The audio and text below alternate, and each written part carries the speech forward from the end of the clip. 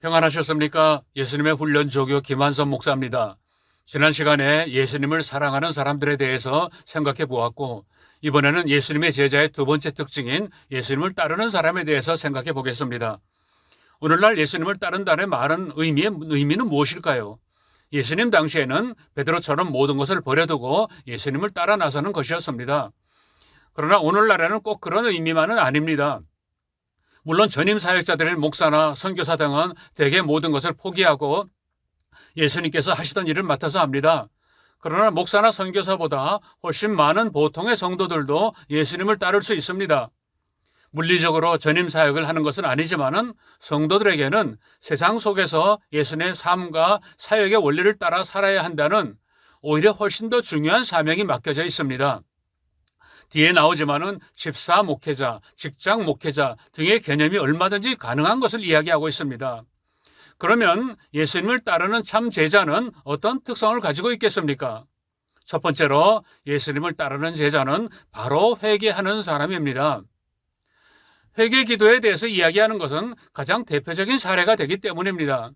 세례 요한은 회개한 사람들에게 각자 자기에게 해당되는 일을 원칙대로 정직하게 행하라고 가르쳤습니다.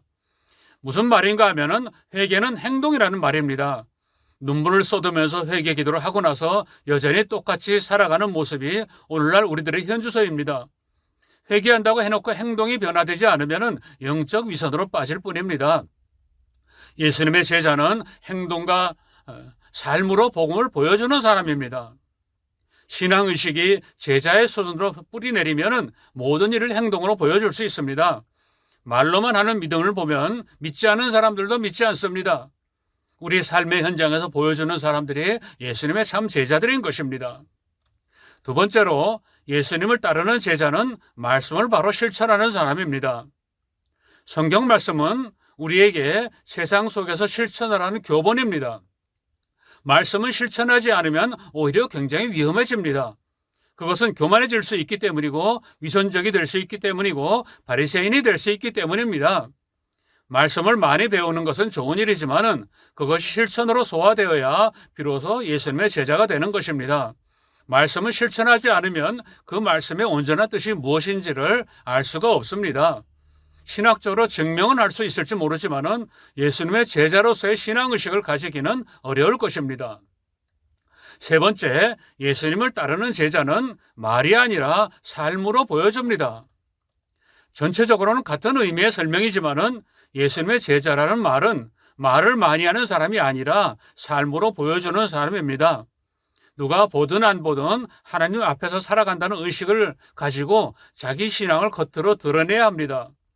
목사나 선교사처럼 자기의 삶 전체를 주님의 일에 헌신하는 것이 아니라고 할지라도 오히려 삶 속에서 자기 믿음을 증명해 보인다면 하나님은 훨씬 더 기뻐하십니다. 오히려 하나님의 일 속에 파묻혀 있으면 자기 변화에 더 소홀할 수도 있습니다. 아무튼 우리는 모든 그리스도의 제자로서의 삶을 우리 삶 속에 투영해야 되는 사람들입니다. 하지만 우리는 현실적으로 그렇게 살지 못하는 경우가 너무나도 많습니다. 오히려 예수님의 제자로서의 모습에서 지나치게 멀어져 버린 것이 우리 신앙의 현주소입니다. 내막을 들여다보면 겉모습만 교회에 다니고 있지 사실상 예수님의 제자로서의 신앙의식을 전혀 가지고 있지 못한 것이 현실입니다. 우리 모두의 책임입니다. 그래서 우리 신앙의 적나라한 모습을 다시 살펴야 합니다. 우리는 대개 어떤 모습을 보여주고 있을까요? 한마디로 예수님을 따르지 않는 사람은 따르지 않는 데에서 그치는 것이 아니라 예수님을 다시 고난으로 내모는 사람입니다. 우리는 구체적으로 지금 어떤 일을 하고 있는 것일까요, 도대체가? 첫 번째, 예수님을 다시 십자가에 매달리도록 내모는 사람들입니다. 십자가에 대한 이야기는 인기가 없습니다. 관심도 적습니다. 예수님은 자기 십자가를 지고 자기 길을 가라고 하셨습니다. 그런데 자기 십자가를 지지 않습니다. 그것은 예수님으로 하여금 다시 십자가를 지시고 가서 다시 십자가에 매달리시게 하는 것입니다. 자기 십자가에 대한 의식이 너무나도 결여되어 있습니다.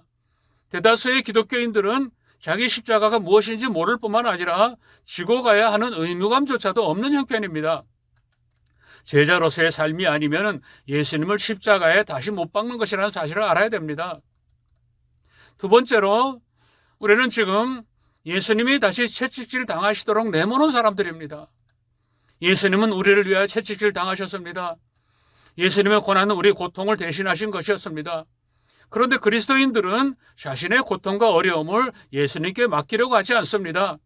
자기들의 방식으로 물질과 사람과 권력과 힘을 이용하고 있습니다. 물론 그렇게 해결할 수 있으면 좋습니다. 그러나 예수님과의 관계는 사라져버립니다.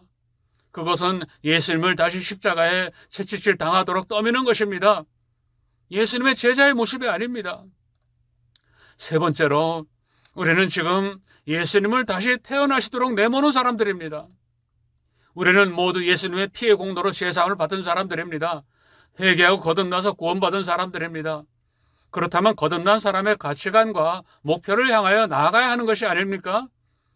우리의 신분은 순전히 예수님의 탄생으로 말미암아 변화됐습니다. 그런데 전혀 그리스도인답지 못한 삶을 보여주고 있습니다. 구원은 죄사함만으로 완성되는 것이 아닙니다. 우리는 온전한 구원의 길을 이루어 나가는 사람들입니다. 삶의 구원도 우리에게서 이루어져야 됩니다. 그런데 교회에 다닌다는 특징 외에 세상 사람과 거의 다르지 않는 삶을 산다면 예수님을 다시 태어나시도록 재촉하는 것과 다를 바 없는 것입니다. 이런 모든 모습들을 한마디로 표현하면 어떤 말이 되겠습니까? 예수님을 따르지 않을 뿐만 아니라 예수님을 자꾸 내모는 사람들입니다. 예수님께서 내 죄를 위해 내 생명을 위해 목숨을 버리셨으면 그 예수님의 뒤를 따라야 되는데 그것이 아니라 지속적으로 예수님을 다시 고통과 아픔과 희생으로 내몰고 있습니다. 예수님께서 내 대신 죽으셨으면 우리는 예수님 대신 세상을 살아야 되는데 자꾸 우리들 앞에 예수님을 내세웁니다. 내 공로를 숨기고 예수님을 드러내기 위해서가 아닙니다. 나 대신 희생하시고 다시 채찍질 당하시라고 자꾸만 내몹니다. 할 수 없이 예수님은 다시 십자가를 지십니다. 다시 못 박히십니다. 기가 막힌 광경입니다. 우리는 예수님을 따르지 않으면 예수님을 내모는 사람이라는 사실을 알아야 합니다. 이것을 한 단락으로 표현하면 어떻게 되겠습니까? 예수님을 따르는 제자는 오직 실천, 오직 행함이고 예수님을 따르지 않을 뿐 아니라 내모는 사람은 오직 핑계입니다. 힘들어서 핑계, 손해라고 핑계, 욕먹는다고 핑계, 자기 욕심에 해방이 되면 언제라도 핑계들을 댈 준비가 되어 있습니다. 우리 자신의 모습을 똑바로 직시하고 오직 예수님을 따르는 참 제자가 되어서 영원토록 제자의 상급을 받아 누리는 신앙인들이 되시기를 바랍니다. 이렇게 이번 시간에는 예수님을 따르는 사람과 예수님을 내모는 사람에 대해서 살펴봤습니다. 다음 시간에는 예수님의 제자들의 세 번째 특징인 예수님처럼 사는 사람에 대해서 생각해 보겠습니다. 평안하시기 바랍니다.